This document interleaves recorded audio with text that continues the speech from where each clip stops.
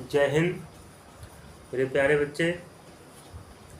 हमने पार्ट 3 में भाजकता का नियम पढ़ा था और उसमें एक शेष नियम बचा है जो है 11 का नियम, यानी 11 की भाजकता शेष रह गई थी और लाइट जाने के कारण वो वीडियो कहीं ना कहीं 11 का नियम उसमें रह गया था। तो अब हम 11 का नियम बताने वाले हैं। 11 का नियम क्या होता है, ठीक है। 11 का नियम तो सारे के सारे बच्चे बोर्ड पे देखें। 11 का नियम होता है संख्या के एकांतर क्रम के अंकों के योग। संख्या के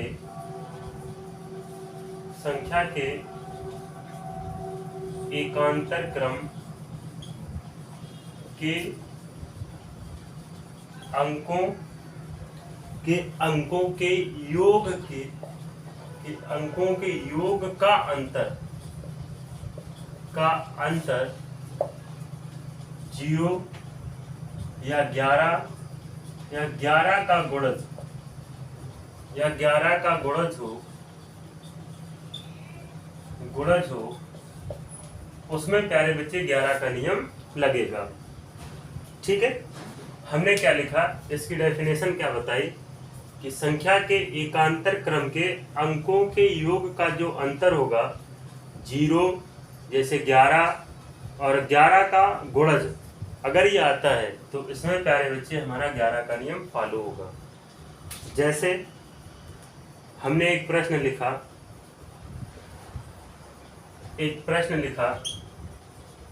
900 520 931, ठीक है। अब इसमें या तो 11 का हम डायरेक्ट भाग कर दें या फिर हम ऐसा करें कि जो डेफिनेशन लिखी है हम इस डेफिनेशन के हिसाब से ही इस प्रश्न को अगर हल करें तो कहीं ना कहीं बेनिफिट होगा, यानी कम समय में हम इसको सॉल्व कर सकते हैं। तो सारे के सारे बच्चे इधर देखें, यानी 900 520 931 ये नंबर है मेरा। और हमने पढ़ा कि संख्या के एकांतर क्रम का मतलब होता है एक के बाद एक। एकांतर क्रम का मतलब होता है बेटा एक के बाद एक, ठीक है। यानी पहले ऐसे समझ लें कि पहले ए काम करेगा, फिर बी काम करेगा, फिर ए काम करेगा, फिर बी काम करेगा, हालांकि दोनों काम साथ में नहीं करेंगे। इसका मतलब ये होगा, ठीक है। तो हम 9 को पहले, फिर 0 को, फिर 2 को, फिर 9 को और फिर 1 को अलग जोड़ेंगे। क्रम के अंकों के योग 9 + 0 + 2 + 9 + 1 -0 + 5 + 3, और या फिर हम कह सकते हैं इसमें 0 भी जोड़ दें, प्लस का 0 और आपका 1, ठीक है। यानी 9 0 2 9 1, यानी 1 छोड़कर 1 हमें अंक उठाना है। तो 9 दूनी 18, 18 3 21, ठीक है। -5 और 1 हम लिख सकते हैं 6, ठीक है।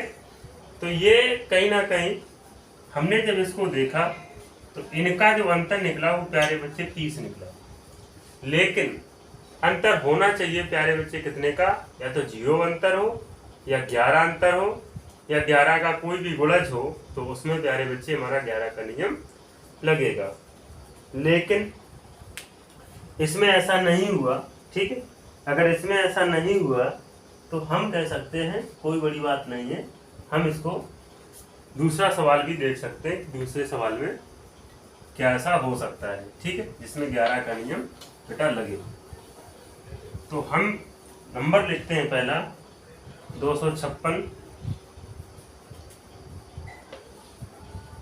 783 256 783 0 56 78 11 56, 78, 11 और लास्ट में 3।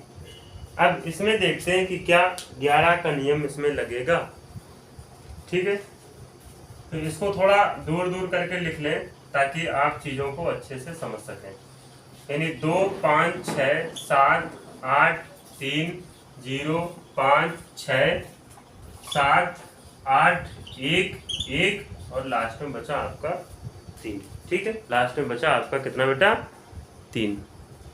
तो आइए हम क्या करें कि सबसे पहले 2, 6, 8, 0, 6, 8 और 1 इनको हम अलग जोड़ दें।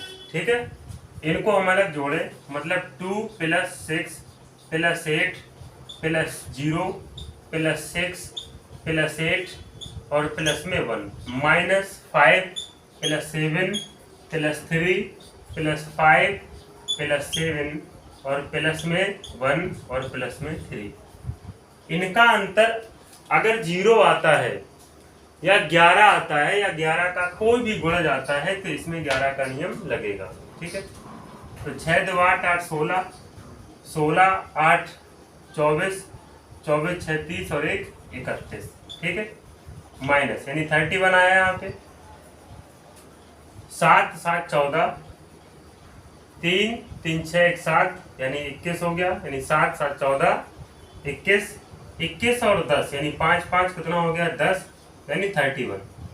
31 में जब 31 आपका माइनस होगा प्यारे बच्चे तो हम कह सकते हैं माइनस हमारा 0 होगा। ठीक है, 31 में जब 31 जाएगा तो प्यारे बच्चे हमारा शेष यानी जो हमारा एक बचा है वो हमारा 0 बचा है। क्या बचा बेटा? 0 बचा है।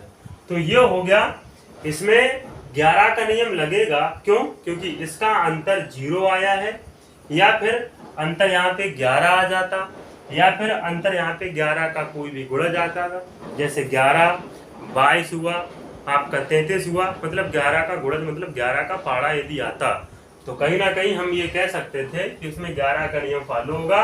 यानी ये पूरी संख्या प्यारे बच्चे 11 से डिवाइड होगी। बात समझ में आई कि नहीं है? ठीक है, इस प्रकार से हम कहीं ना कहीं चीजों को समझ सकते हैं कि इसमें 11 का नियम लगेगा कि नहीं लगेगा। ठीक है, चलो देखो एग्जाम में इसके जो प्रश्न आते हैं वो प्रश्न किस प्रकार से आते हैं। ठीक है, तो हम उठाते हैं प्यारे बच्चे पहला और एक अच्छा सा और बेहतरीन सा सवाल। ठीक है, हालांकि ये साथ में ही वीडियो बन जाता। ठीक है, जो इसका भाग 3 अपलोड है उसमें साथ में ही बन रहा था, लेकिन किसी कारणवश लाइट चली गई जिससे कि थोड़ी समस्या हो गई। शायद उसमें थोड़ा दिखाया भी गया है कि पार्ट 3 जो बन रहा था प्यारे बच्चे उसमें लाइट ना आने की वजह से हम इसको अलग से बना रहे हैं, सिर्फ और सिर्फ 11 का नियम। ठीक है, एक सवाल हम लिखते हैं आपके सामने। सवाल है पहला, 32 56 78 किस प्रकार से क्वेश्चन आता है? 32 56 78 x 32 56 78 x 92 56 78 92 56 78। ठीक है, 78 कामा फिर लिखा है कामा 11 से पूर्णता विभक्त हो तो x का मान होगा। ठीक है, चलिए इस प्रकार से आपका प्रश्न आएगा एग्जाम में और वो ये पूछेगा कि अगर ये 11 से पूर्णता विभक्त है यानी ये अगर 11 से पूर्ण तरीके से डिवाइड होता है तो हमें x का मान बताना कि x का मान क्या होगा।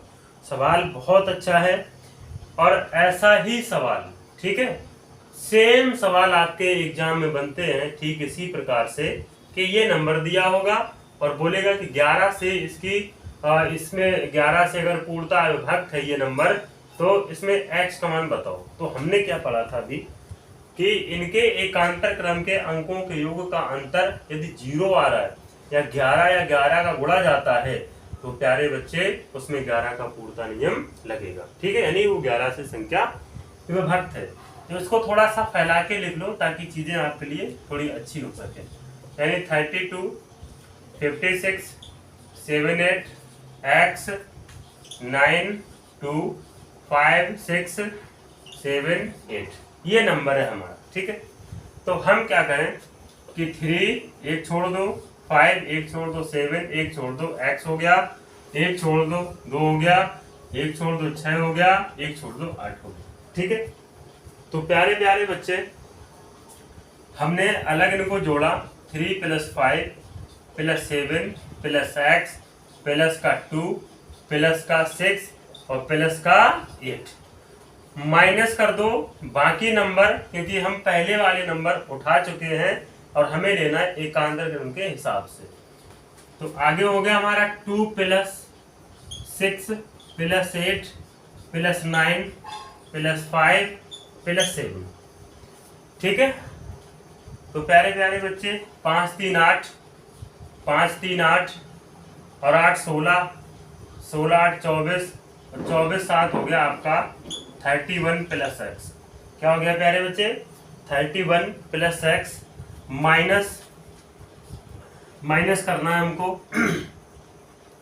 तो 6 2 8 8 16 8 24 1 25 25 और 5 हो गया हमारा 30 और 30 और 7 हो गया प्यारे बच्चे कितना आपका हो गया 37।